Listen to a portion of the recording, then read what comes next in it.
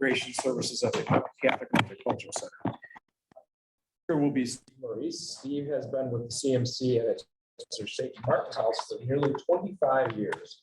Initially the manager of the free community meal program that has served at the center since 1982. He currently serves as associate director and has been involved in developing and overseeing a broad array of programming that CMC provides. Prior to coming to CMC, he was the executive director at Kennedy Heights Community Center in Madison's North Side. He grew up in Milwaukee and came to Madison to attend the UW, earning a master's in social work in 1992. He currently resides with his wife, Joni, and family in Oregon. Our second speaker will be Carmel Capati. Carmel currently is the managing attorney for the Catholic Multicultural Center's Immigration Legal Services Program in Madison, and which focuses on family-based humanitarian program forms of relief for immigrants from over 70 countries. From 2004 to 2020, Carmel served as manager for the court interpreter program with Wisconsin Supreme Court. She holds a BA from Marquette University and an MA and JD from the UW-Madison. She was born in the Philippines, raised in rural Wisconsin, and has over 13 years of immigration law practice. Steve, I'll welcome you up and you can introduce Carmel. Thank you very much. Thank you. So the camera is on that computer. Thank you, Dan, and thank you everybody for welcoming us and inviting us to talk today. Yeah, I'm Steve Maurice. Like Dan said, I'm the associate director at the CMC. Since Catholic Multicultural Center is such a mouthful, we will be using CMC for the duration of this. I'm just here to give sort of a quick overview of the CMC, and then Carmel is going to talk mostly about the immigration program, which is the main topic today. The CMC, as Dan mentioned, has been around for a long time. It was originally the St. Martin House, which was started back in 1946, the same year that the Madison Catholic Diocese was formed. And it located in its current location, we are just a few blocks from here on Beld Street, 1862 Beld Street. And in 1952, the St. Martin House building that was there was built, and it served basically as a Catholic community center. It did a lot of youth programming, a lot of children's programming, but it also did adult activities. It was really a coming together place for the neighborhood. And its significance was that it was really an interracial center. It was really a place where Black and white families came together. Part of that was for religious education and religious reasons, but it also was just, like I said, a social place. They had dinners, they had dances. There was a Golden Glove boxing program there at one time. There's actually an orphanage there for a very short time. So it's been a lot of things over the years.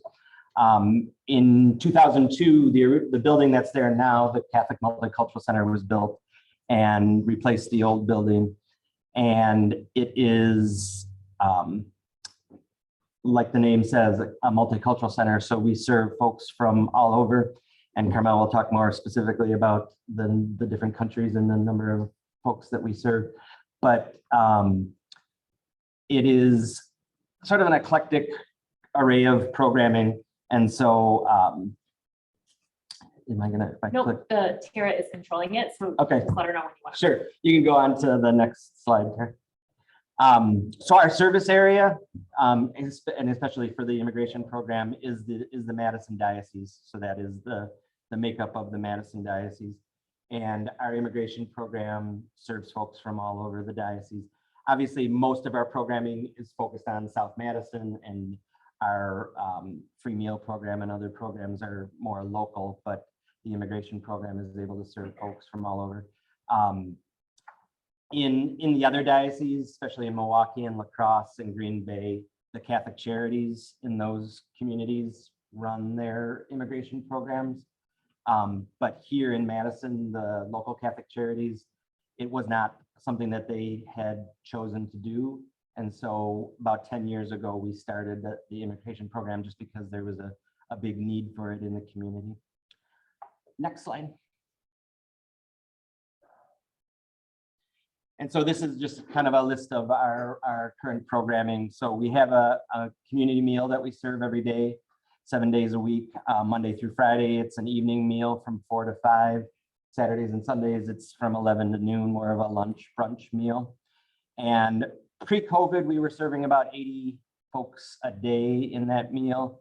It's been a little bit slower now. We reopened fully to the public back at the beginning of April. Prior to that, we were doing the meals as carryout and also our food pantry as carryout. So I think it's going to take a little while to get the numbers back to where they were, but we are back being reopened. So if you talk to anybody that's, there's in need of food, we definitely can help with that. We also have English classes for folks that are newcomers that are learning the language. And we have, for many years, it was primarily Spanish speakers that came to the ESL programs. It was often, besides St. Martin House, Central Guadalupe was one of the other organizations that was originally in the old facility. And so they served as an outreach to the Latino community. And so that was, kind of the primary immigrant group that the organization served for many years. But now, at one time, probably 90% of the people that were in the English classes were Spanish speakers. But now it's only about 50%. And the rest of the folks that come to ESL classes come from countries other than Spanish speaking, from all over the world. We also have an employment program to help people that are looking for jobs that need help, just often with the technology, because pretty much all jobs now you have to apply online. And a lot of the folks that we work with aren't exactly familiar how to do that. They may need help with resumes and just kind of the process of applying for jobs. And so we are assisting many people with that. We have a homework club that is happening during the school year. It actually was on hiatus during the pandemic, but we'll be starting it up again in the fall. And again, it serves primarily second language students who need help with homework. And then we have citizenship classes, and we have other programming for folks that are immigrants and Spanish speakers primarily too, because obviously that's the population that we have been working with. So for example, we have a program that serves Spanish speaking families that have children with disabilities. Basically, it's a support group to help them learn about the resources in the community and getting connections with other families to help with their children and to get to the resources that they need. And so that's an example of some of our programming. And so we also have a second location in Fitchburg. We have a food service job training program, which again, the pandemic did a number on that program. We had to suspend it during the pandemic. We're kind of getting it back up and running. But the reality is, just with the economy now, that there is a big need for food service training. Pretty much all food service employers are hiring anybody that they can get, and they aren't really looking for people to be trained. They just need bodies. And so we're probably going to reconfigure some of our programming over at the second location. It was actually over on Verona Road, a former Knights of Columbus building that we use over there. So I will invite Carmel up, and she is going to talk about our Immigration Legal Services program. Like I said, we started it about 10 years ago, and it has been expanding ever since. And I will let Carmel talk to you about that. Thank you. So did anyone have any questions for Steve before we go on? And if there are any questions, certainly ask them right now. But if not, my name is Carmel, and I'm the managing attorney for our Immigration Legal Services program. As Steve said, we've been around for almost 10 years now, and we are certainly growing. In terms of our staff, it's me and a paralegal who are the full-time staff people. We also have a part-time legal assistant, and as well as a, oh, should I stand like Nope, right you're perfect. here? Okay, I see I was standing over here. You didn't see me. And then we have just recently hired a new associate who's just took his last law school final on Saturday. So we will get him up and running real quickly into full-time mode very, very soon. So you can go on to the next slide.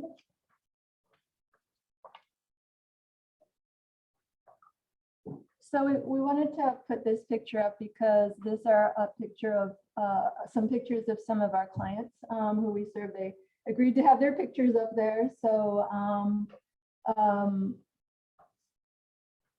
we serve, and I'll talk about this at a sort of a later slide, but right now we currently serve people from over 70 countries, approximately 76 countries.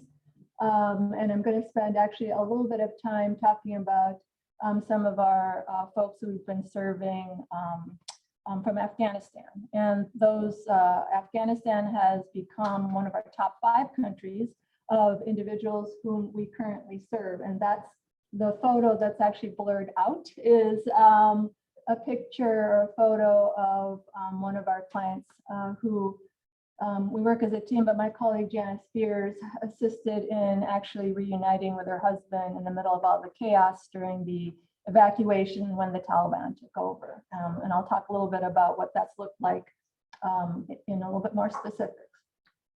And you can get to the next slide, please. Thank you.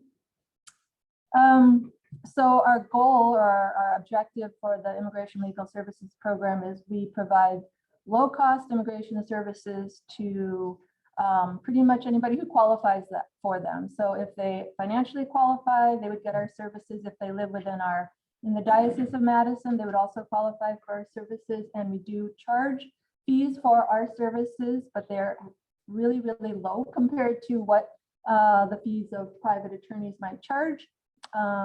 We are a U.S. Department of Justice recognized agency, so therefore we have Janice, who's an accredited rep,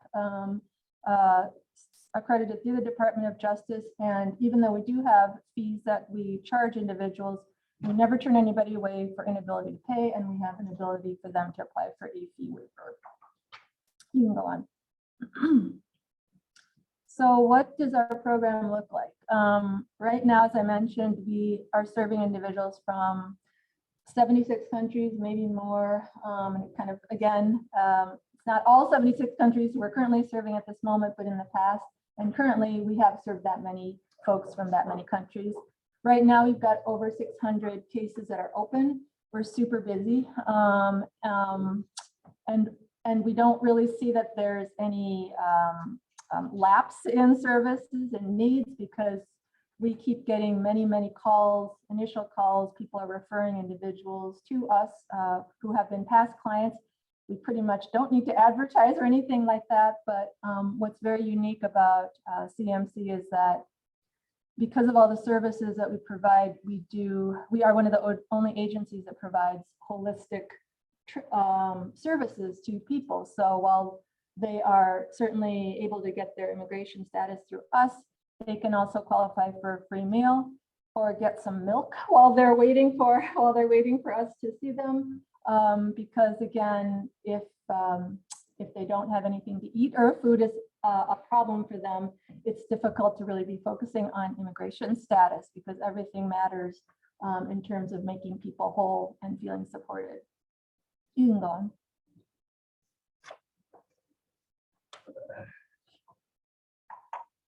So in terms of the kind of services we provide, I'm not gonna, all that jargon, you don't need to know any of that, but what I did want to share is that we focus on family-based applications, humanitarian-based applications. I would say a majority of our cases involve Daca. So individuals who qualify for Daca status, and then all the other family-based applications make up a bulk of the rest of our work. And again, since we don't turn anyone away, we have a huge spectrum of different kinds of cases that we see. And before I came to CMC, some of the cases I did not have a lot of familiarity with. So my learning curve has really had to go very, very high and very, very quickly. You can go on to the next slide. So as I mentioned, I want to spend just a few minutes talking about how CMC has responded to the crisis in Afghanistan. And for those of you who remember when the Taliban took over, which was on August 15th of 2021, there was complete chaos in Kabul, where people were trying to evacuate very, very quickly and trying to evacuate before the US had actually left Kabul. So what we had already been working with Afghan families already, like maybe five families initially, but they were worried about their families who were still in Afghanistan and trying to evacuate. And then they were reaching out to us, and as our work with those initial folks grew, all of the word got out, I guess, basically that we were doing work with Afghan nationals. So that has been a big part of our work as of late, in addition to all those other types of cases that I showed you on the previous slide. You can go on to the next one. So this is a photo of one of our clients, and we put that up there. I don't know if anybody's ever looks at Madison magazine or reads Madison magazine, but that family was featured in Madison magazine in January of this year, as he is a Madison neighbor of ours, whose family members, 3 siblings, are still in Kabul, and we have applications pending for them to try to get out of Kabul through something called a humanitarian parole application or process, which I'll talk a little bit about. And again, that number of, again, about 60 Afghan nationals have turned to us since the Taliban took over in August.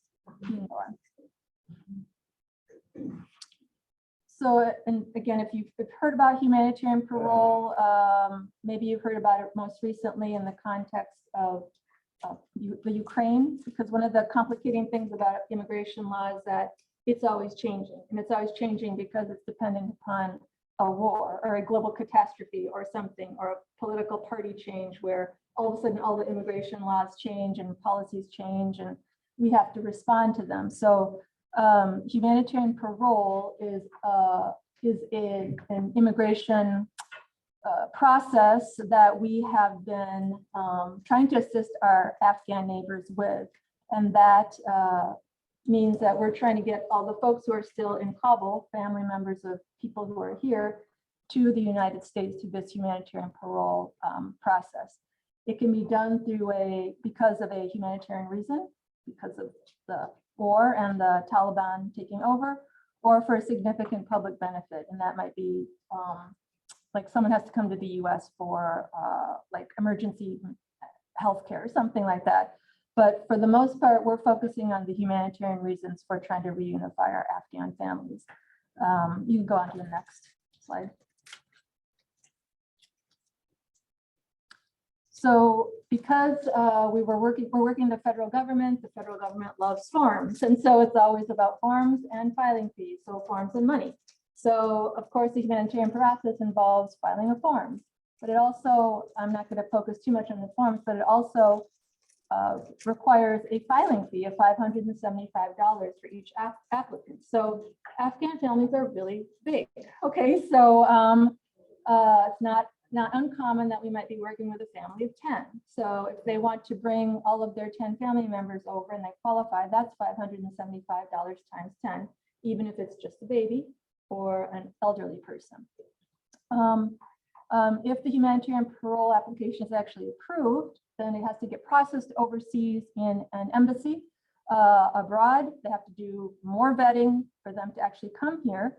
And then they have to, if it is approved, they're able to get on a plane here. They have to present themselves to Customs and Border Protection to ask for, again, formal permission to be let into the United States.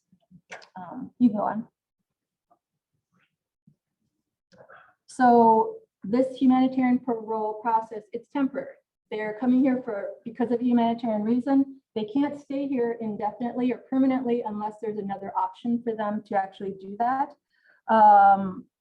So a lot of the challenges for folks who are filing humanitarian parole applications is that they still have to get out of Afghanistan, out of Kabul, into a safe third country in order to finish the processing. A lot of them might not have identification documents because when the Taliban took over, they weren't able to get some of their identification documents.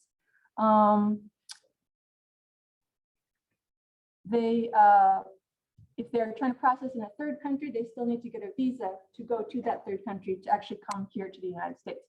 So the process of humanitarian parole, even if it's granted, is super difficult. You can go on. And as I mentioned, it's not a permanent process or any kind of permanency for people. And if they are coming here on humanitarian parole, they have to either find another permanent path for citizenship or for permanent residency. And generally that's going to be through asylum, through a special immigrant visa for those individuals who worked for the US government, either as a contractor, as an interpreter translator, or some other family-based option that qualifies them to get lawful permanent residency. You can go on. So I told you about the problem is if humanitarian paroles are actually approved. The big problem is that they're not being approved. So I just wanted to actually share with this group our frustration of this whole process of humanitarian parole that we've been trying to work with our government to get approved. So actually about 85% of those applications, and again, we're not the only ones filing humanitarian parole. Lots of people all around the country are filing humanitarian parole applications. About I have 45,000, it's actually about 47,000 applications have been filed around the country for humanitarian parole, specifically for Afghans. So what's frustrating is that they're taking the fees of our vulnerable clients, but they're not approving any of the applications. And so that leaves a lot of our Afghan neighbors in a lot of limbo, obviously the family members here, but the family members abroad too. I don't understand the politics as to why this is occurring, but it is, and we've had applications that were filed in September that we still haven't gotten any kind of decision on yet. Yes, sir. What's the main reason for why the 85% are getting rejected compared to those who are getting accepted? That is such a good question because I don't know. I don't know exactly, but what I do know is that in the past, the typical number of humanitarian parole applications that were filed in any given year was about 2,000. Okay, so clearly the US government didn't have the staff in place to actually process these. So, okay, 2,000 and let's say like 2020 were filed. And now in 2021, we've had over 47,000 applications for humanitarian parole process. Staffing issue, I would say there's probably an additional vetting issue that is going on that I can't quite wrap my head around. But if you know the answer, that would be great. If you can find out the answer, that would be great, because then you can share it with me and I can figure out what we're doing wrong. So you can go on. But you haven't gotten rejections. They're just not being processed. Right. So thank you, Steve. No, we have not gotten any rejections of our applications and we haven't gotten any approvals. So they're still pending right now. So we have about, I would say maybe like 20 or 15 humanitarian parole applications that are pending that we filed from September through November, and we are still waiting. Some of our family members are still in Kabul, some are in Pakistan because they have fled, some are in Turkey because they already fled too. So they're all across that area. So we're waiting, but we're also kind of being realistic, and we're waiting for those a denial to come, and then I don't know what we're going to do. Probably start throwing things or something. I don't know, but I wanted to sort of leave that. I don't mean to leave like on a frustrated note because the other work that we're doing, we're getting approvals on our other cases. It's just for the humanitarian parole process for Afghans. It is really stalled and it's extremely frustrating not only for us, but obviously for their family members too. So on this last slide, on a happy note, I want to thank our funders for helping us with our services because we couldn't really survive without our funders. So thank you. That's about all I have, unless there's some questions or, yeah, sure. Do you anticipate Ukraine coming into the picture? Yes, Ukraine is already in the picture. So here's what's also very, very unique is that they quickly announced a humanitarian parole program for Ukrainians about a month after Russia invaded the Ukraine. I'm not saying that they don't deserve it. They definitely deserve it. But the speed at which the US government acted to respond to the Ukraine crisis is quite different than the speed at which they are responding to the Afghan crisis. So there already is a plan in place for Ukraine. Yes, ma'am. Even though you are a Catholic center, are you non-sectarian in the way that you help people? Yep, we serve anybody, anybody and anyone but really the eligibility requirements are if you don't make enough money and if you live within our diocese and you're actually eligible for the immigration remedy that you're entitled to, but also other services too. Steve, you can comment. Yeah, no, I appreciate the question because that often is a confusion. We have Catholic in our name and sometimes people think, and it's often true of especially immigrants that are coming see Catholic and they think, well, I'm not Catholic, is it for me? And so we didn't name the center, the bishop at the time named the center, so we don't have a choice on that. But basically the way I explain to people is we don't help people because they're Catholic, we help people because we're Catholic.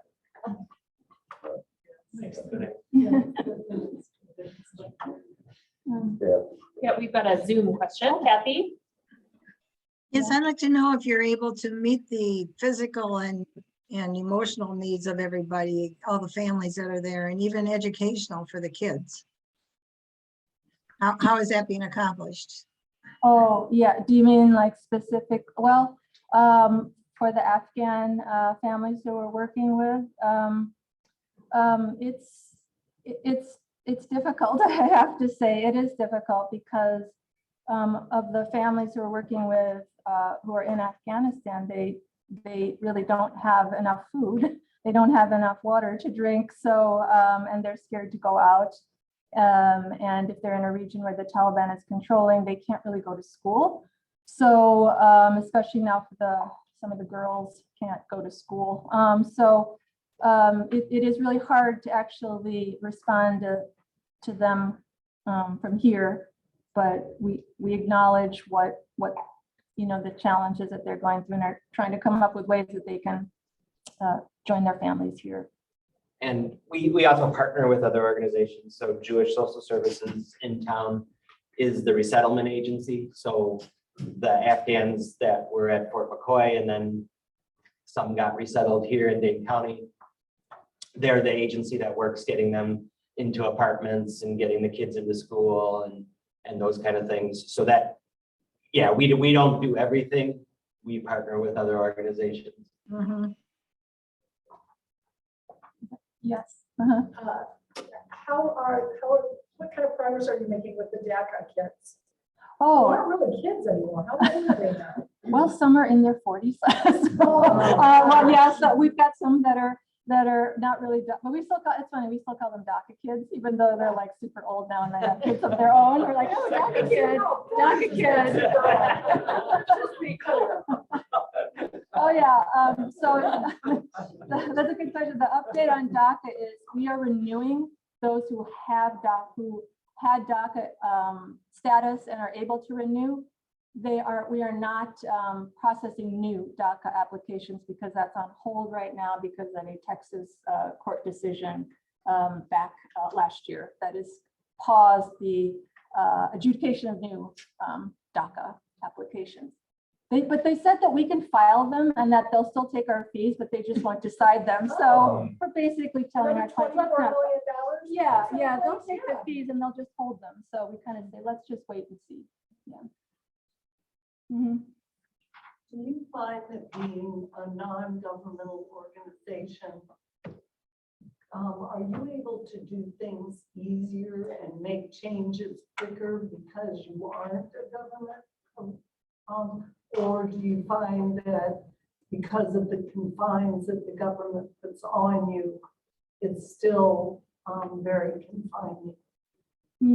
I don't know, Steve, what do you think? Well, I think in terms of our ability to respond, so for example, the accredited representation program is a program that the government started about a few decades ago that allowed, it basically was started because there just weren't enough immigration attorneys, especially to serve lower income immigrants. And so that program was started so that people that weren't attorneys could get trained in immigration law and be able to work as immigration attorneys, basically. And so that process, so as Carmel mentioned, we have a staff person named Janice who does that. So it gives us more flexibility because we don't, I mean, Carmel's an attorney and we have another attorney, but it provides more flexibility for us as an agency to be able to, that we don't have to only have attorneys. So that is definitely helpful. We're in the process of training one of our other staff people to become accredited rep so that we can increase our capacity.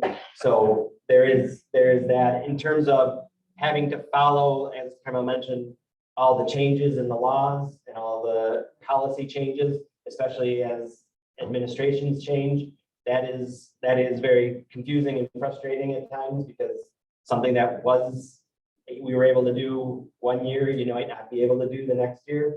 And that's just the realities of, unfortunately, our very broken immigration system. Yeah. Is the Latino Chamber, which I understand is statewide, are they of any help to you? Who? Latino Chamber? The Chamber of Commerce, I mean, we do have a relationship with them. I mean, they, not in specifically around immigration issues, but, definitely as an organization that we partnered with them for different things. No cash change hands? Oh, in terms of as a donor, they think they may be starting a grant process. I'm not sure. I don't think we've actually gotten direct funding from them, just done some collaborative things with them over the years. How are you funded? We are funded as a screen that mostly through private donations.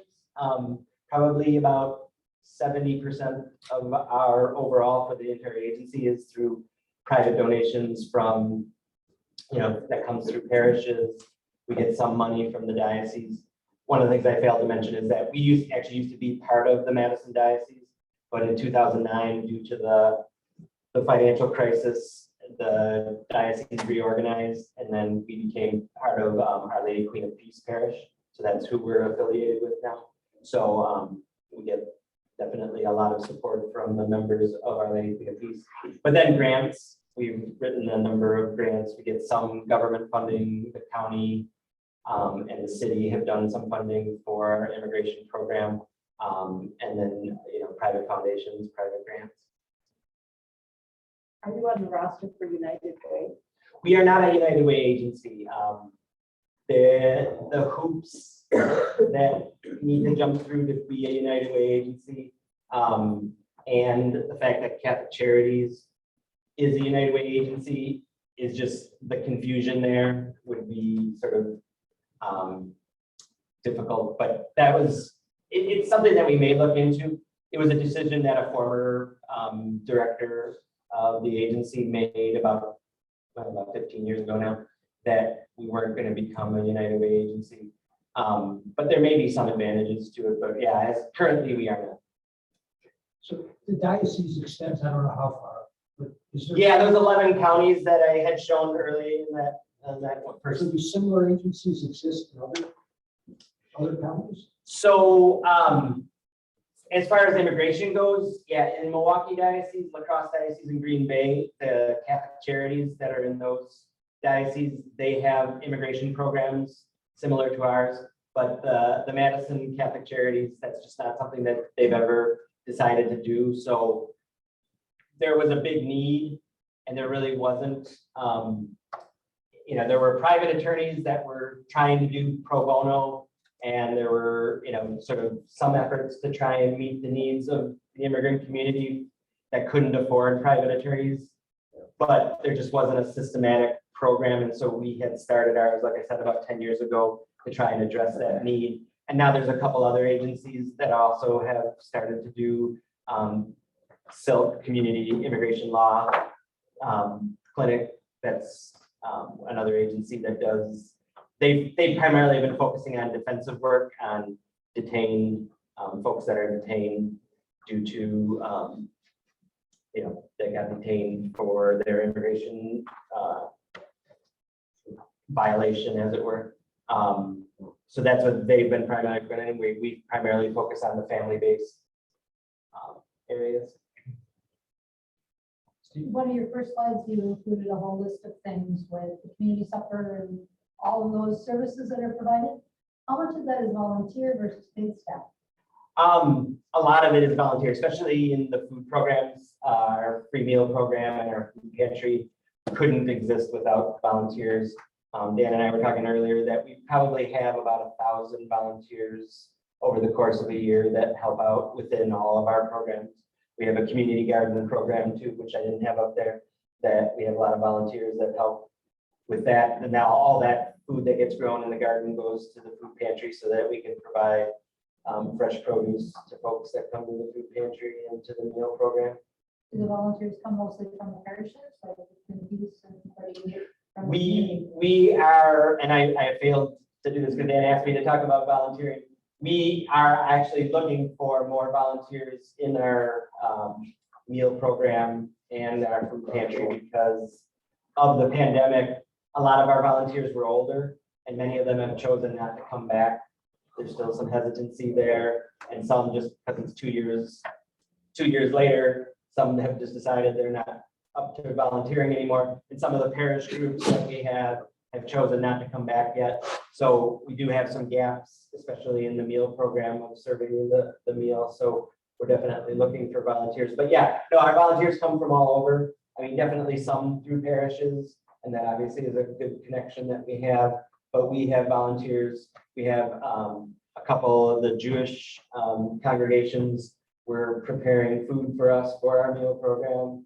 We have firefighters from one of the local unions that were doing the meal program. So yeah, we get volunteers from all over. And what about the homework club? The homework club is volunteers that were former teachers, retired teachers that primarily have been volunteering in that, but also college students, doing service hours, volunteers. I may have missed this, but how many people do you service on an annual basis? It's a hard number to get, but probably in terms of different individuals, about 5,000 different people, over the course of all the programs. Our meal program, obviously, we see a lot of the same folks each day.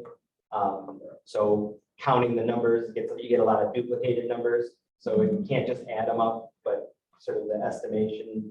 The pandemic obviously again has changed a lot of things, and we're not back to the numbers that we were seeing prior to the pandemic in some of those programs. But like the immigration program is actually busier because we started doing online client meetings to adjust to the shutdown, and that actually has allowed us to serve more folks because it's to a certain extent somewhat more efficient, and it's easier to serve folks outside of Dane County than too. Great. Well, thank you guys both for coming to speak to us and for the work that you're doing in the community and around the world, frankly. We make a donation on behalf of all of our speakers, including you, to the Polio Plus, which is the donation for the Rotary International's eradication of polio. So we will do that in your honor as well. So thank you. Yeah, thanks for speaking to us today. Next week, we will have a special presentation on our scholarship award program and the recipients. So John Calloway and Randy Sproul will be presenting that to us. So see you all next week and have a great week.